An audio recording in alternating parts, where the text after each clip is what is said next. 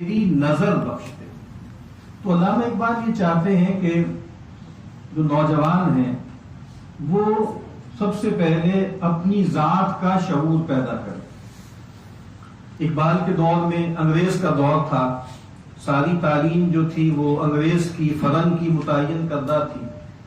تو اقبال نے اس موقع پر یہ کہا کہ آہ مکتب کا جوانے گرم خون، ساحر افرنگ کا سید زبون، کہ جو ہمارا مکتب ہے، ہمارے تعلیمی ادارے ہیں، اس کا جو نوجوان ہے وہ گرم خون ہے، لیکن وہ افرنگ کے جادوگروں کا ایک گرا پڑا شکار ہے، اور اس کی حالت یہ ہے کہ وہ ایک میمک سیلف بن کر رہ گیا ہے۔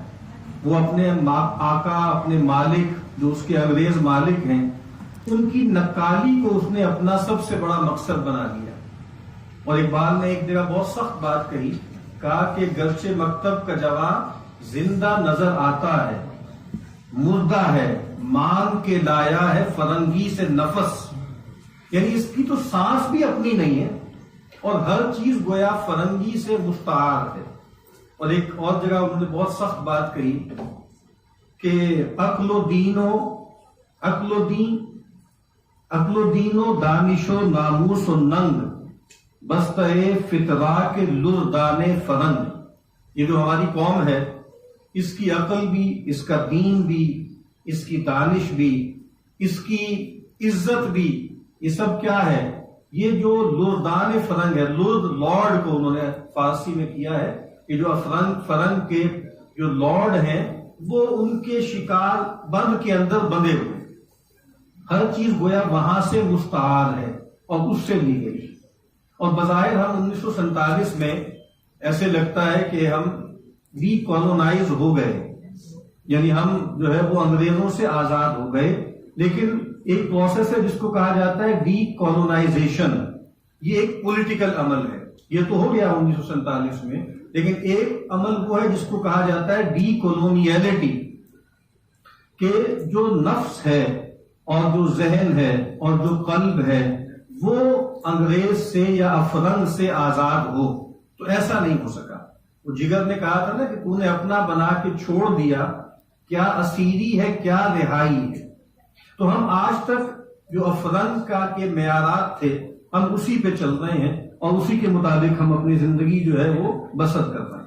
علامہ اقبال نے بہت سی باتیں کہی ہیں، لیکن میں بس ایک بات کی طرف آج اشارہ کروں گا کیونکہ وقت بھی محدود ہے۔ ابھی جو ہے معاذ نے تذکرہ کیا ٹیکنالوجی کا۔ ہر دور کی ایک آنٹولوجی ہوتی ہے۔ آنٹولوجی کا مطلب کیا ہوتا ہے؟ ہر دور کا ایک علم الوجود ہوتا ہے۔ تو اس دور کی انٹولوجی کیا ہے؟ وہ ٹیکنالوجی ہے۔ اور ایک صاحب نے کہا کہ ٹیکنالوجی از ایکولوجی، یعنی ایکولوجی کے لفظ آپ سے بہتر کون جانتا ہے، انوائرمنٹل سائنسز والے۔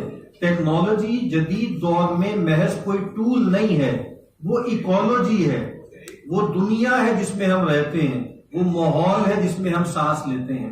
مولانا ظفر علی خان صاحب کا ایک شعر ہے، وہ نعت کا شعر ہے، لیکن بہرحال میں اس کو ایک خاص حوالے سے بیان کروں گا۔ انہوں نے کہا نا کہ ہم جس میں بس رہے ہیں وہ دنیا تم ہی تو ہو۔ تو اس وقت صورتحال یہ ہے کہ ہم ایک ٹیکنالوجیکلی میڈیٹڈ لائف ورلڈ میں رہتے ہیں۔ یہ دنیا ایسی ہے جو ہر طرح سے گویا ٹیکنالوجی نے اس کی تشکیل کی ہے، اور ہر دور کی ایک ایتھوس ہوتی ہے، ہر دور کی ایک قدر ہوتی ہے۔ مثال کے طور پر وکٹورین ایج کے بارے میں کہا جاتا تھا کہ اس کی سب سے بڑی قدر کیا تھی؟ سنسیئرٹی۔ جو ماڈرن ایج تھا، ماڈرنٹی، اس کی سب سے بڑی قدر کیا تھی؟ آتھینٹسٹی۔ اور یہ جو اس وقت پوسٹ ماڈرن یا لیٹر ماڈرن ایج ہے، اس کی سب سے بڑی قدر کیا ہے؟ ویزیبلٹی، ویزیبل رہنا۔ اور اسی وجہ سے آپ دیکھتے ہیں کہ اس دور کی جو سب سے اہم ایجاد ہے وہ کیمرہ ہے۔ تو لوگ اب جو خاص طور پہ سوشل میڈیا ہے، اس کی سائٹس ہیں، اور لوگ ہر وقت جیسے آن لائن رہتے ہیں اور گویا جو کچھ بھی وہ کرتے ہیں اس کا وہ اظہار کرتے ہیں۔ تو اس کا مطلب کیا ہے کہ یہ دور جو ہے یہ جلوت کا دور ہے، اور اس دور میں خلوت جو ہے وہ مشکل ہوتی جا رہی ہے۔ اب خلوت کے بارے میں اقبال نے کچھ باتیں کہی ہیں، میں چاہتا ہوں آپ کے سامنے رکھ دوں۔ ایک جگہ کہا کہ منو تو سے ہے انجمن آفریں، مگر عین محفل میں خلوت نشیں، ایک تصور یہ ہے، پرانا صوفیوں کا ایک تصور تھا کہ خلوت در انجمن، انسان مجلس میں ہو، انجمن میں ہو، لیکن خلوت میں ہو. ایک تصور پرانا، ہر زبان میں اس طرح کے محاورے ہیں کہ ہتھ کار ول دل یار ول، انسان لوگوں میں ہو، اپنے کام کر رہا ہو، لیکن اس کا دل اللہ سے لگا ہوا ہو. لیکن جو آج ہم جس صورتحال کو بھگت رہے ہیں اس میں یہ ڈکٹم بالکل الٹ گیا ہے. پہلے کیا تھا؟ خلوت در انجمن، لوگوں میں ہے لیکن علیحدہ ہیں، اکیلے ہیں. اب صورتحال کیا ہے کہ انجمن در خلوت، آپ اگر اکیلے بیٹھے ہوئے ہیں لیکن آپ کی جیب میں اینڈرائڈ فون ہے تو آپ کو کبھی حقیقی خلوت میسر ہی نہیں آ سکتی. یعنی کبھی آپ اپنے ساتھ اکیلے رہ ہی نہیں سکتے. ایک بار نے ایک جگہ کہا نا کہ مرد بزرگ کے بارے میں کہ انجمن میں بھی میسر رہی خلوت اس کو، شمع محفل کی طرح سب سے جدا سب کا رفیق. تو یہ بات کہ انسان کچھ سیکلوژن میں جائے، کچھ اپنے آپ کو خلوت میں لے کر جائے اور وہاں کچھ انٹروسپیکشن کرے، کچھ اپنا جائزہ لے، کچھ اپنے اندر جھانکے اور پھر اس کے ذریعے طاقت حاصل کرے. یعنی پہلے یہ ہوتا تھا کہ جو رہبانیت تھی یا جو خلوت تھی یا جو موناسٹک ٹریڈیشن تھی اس میں لوگ دنیا کو تج دیتے تھے اور خلوت میں چلے جاتے تھے. اس کو عام طور پہ کہا جاتا ہے کہ وہ اسکیپزم ہے. لیکن ایک اسکیپزم تو نہیں ہم کہیں گے، ظاہری بات ہے کہ مرد مومن کے یہاں یہ چیز نہیں ہوتی. لیکن آپ دیکھتے ہیں کہ اقبال نے نبی اکرم صلی اللہ علیہ وسلم کی جو خلوت گزینی تھی غار ہرا میں، اس کو کیسے دیکھا. ایک جگہ فرماتے ہیں کہ در شبستان ہرا خلوت گزین، کہ پیغمبر شبستان ہرا میں خلوت کے لیے گئے، تنہائی کے لیے گئے، قوم و آئین و حکومت آفتی، کہ وہ وہاں سے کیا لے کر آئے؟ ایک قوم، ایک آئین، ایک حکومت لے کر آئے. تو پیغمبر صلی اللہ علیہ وسلم کی جو خلوت تھی وہ بہت ثمر آور تھی، وہ بہت فروٹفل تھی. تو ہمیں بھی چاہیے کہ ہم کچھ کبھی اپنے اندر جھانکیں، کچھ وقت خلوت میں گزاریں تاکہ ہم اپنے وجود سے، اپنی ذات سے، اپنی نفس سے ٹرانسینڈ کر سکیں. اس وقت صورتحال یہ ہے ہماری کہ ہم ہر وقت اپنے آپ میں لتڑے رہتے ہیں، ہر وقت اپنے آپ کو دیکھتے رہتے ہیں. خاص طور پہ جو فیس بک وغیرہ کیا ہے، یہ گویا انسان ایک آئینہ ہے جس میں ہم ہر وقت اپنے آپ کو دیکھتے رہتے ہیں.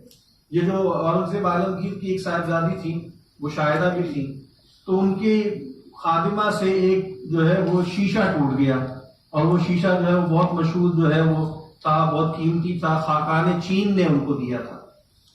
تو وہ باندھی آئی، ڈرتی ہوئی کانپتی آئی اور آ کر کہا کہ از قضا جو ہے وہ آئینہ چینی شکست، اللہ کے حکم سے جو چینی آئینہ ہے نا وہ ٹوٹ گیا، یعنی مجھ سے وہ آئینہ ٹوٹ گیا.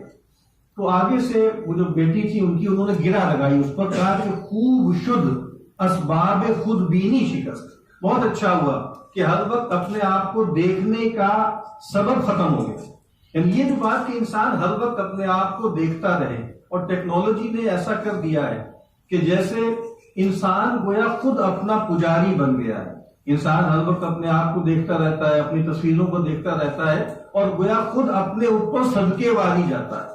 تو علامہ اقبال نے اس بات کو واضح کیا ہے کہ انسان کو چاہیے کہ وہ کوہ بیاباں میں بھی کبھی جائے، خلوت میں بھی کبھی جائے. اور آج آپ کبھی غور کریں، لوگ جب کوہ بیاباں میں جاتے ہیں تو سارا وقت ان کا تصویریں لینے میں گزر جاتا ہے. اور کئی مرتبہ ایسا ہوتا ہے کہ جو وہاں سے واپس آتے ہیں ان کو یہ احساس ہوتا ہے کہ شاید ہم وہاں گئے ہی نہیں، کیونکہ انہوں نے جو کچھ دیکھا وہ کیمرے کی آنکھ سے دیکھا. وہ جو ایک پرسٹین پیور ورجن ایک نظر ہوتی ہے نا، جس سے انسان اس کائنات کو دیکھتا ہے، اس کائنات میں اللہ کی نشانیوں کو دیکھتا ہے اور پھر اپنی ذات کو دیکھتا ہے. تو اب انسان اس کائنات کو بھی تصویروں میں اور موویز میں دیکھتا ہے اور اپنے آپ کو بھی ہر وقت اپنی تصویروں میں دیکھتا رہتا ہے. تو یہ جو تصور ہے، اس کی وجہ سے ہم سب لوگوں میں ایک ہلکا پن، ایک گھٹیا پن، ایک سطحیت پیدا ہو گئی. اسی لیے آپ اقبال کے جو بہت مشہور اشعار ہیں کہ دنیا کی محفلوں سے اکتا گیا ہوں یارب، کیا لطف انجمن کا جب دل ہی بجھ گیا ہو، شورش سے بھاگتا ہوں دل ڈھونڈتا ہے میرا، ایسا سکوت جس پر تقریر بھی فدا ہو، مرتا ہوں خاموشی پر یہ آرزو ہے میری، دامن میں کوہ کے ایک چھوٹا سا جھونپڑا ہو، آزاد فکر سے ہوں उजलत में दिन गुजारूं, दुनिया के गम का दिल से कांटा निकल गया हो। लज्जत सरूद की हो चिड़ियों के चहचहों में, चश्मे की शोरशों में बाजा सा बज रहा हो। गुल की कली चटक कर पैगाम दे किसी का, साविर सरा सा गोया मुझको जहां नुमा हो हाथ का सराना सब्जे का हो बिछोना, शर्माए जिससे जलवत खलवत में वो अदा। तो खलवत की हम आदत डालें, थोड़ा सेक्लूजन में रहें, कुछ वक्त अपने आप को दें। और ये जो तसव्वुर है ना लिविंग ऑनलाइन, जैसे हर वक्त लोग जो है वो ऑनलाइन जिंदगी गुजारते हैं, इससे कुछ निकलेंगे तो हम गोया वजूद की सतह पर भी बुलंद होंगे और शऊर की सतह पर भी बुलंद होंगे और अपने आप को भी और इस दुनिया को बदलने के काबिल होंगे। आखिर में बस इकबाल की एक मुख्तसर सी नज़म सुना के मैं बात खत्म करता हूँ। इकबाल कहते हैं कि तेरी दुआ से कज़ा तो बदल नहीं सकती, मगर है इससे ये मुमकिन कि तू बदल जाए। तेरी खुदी में अगर इनकलाब हो पैदा, अजब नहीं है कि ये चार सू बदल जाए। वही शराब वही हाय हू रहे बाकी, तरीके साकी और रस्मे कदू बदल जाए। और आखिरी शेर है, बहुत जबरदस्त है कि तेरी दुआ है कि हो तेरी आरजू पूरी। इंसान को जो चीज डिफाइन करती है वो उसकी आरजू है, वो उसकी तमन्ना है, वो उसकी आदर्श है, वो उसके आइडियल्स हैं। हमारे यहाँ हमारे हालात में जो खराबी है उसका सबब ये है कि हम में से हर फर्द के जो आइडियल्स हैं, उसकी जो आदर्श हैं वो बहुत पस्त हो गई और वो जैसे रुपए पैसे और शोहरत से आगे हम बढ़ नहीं पाते। इकबाल कहते हैं कि तेरी दुआ है कि हो तेरी आरजू पूरी, मेरी दुआ है तेरी आरजू बदल जाए। बहुत बहुत शुक्रिया।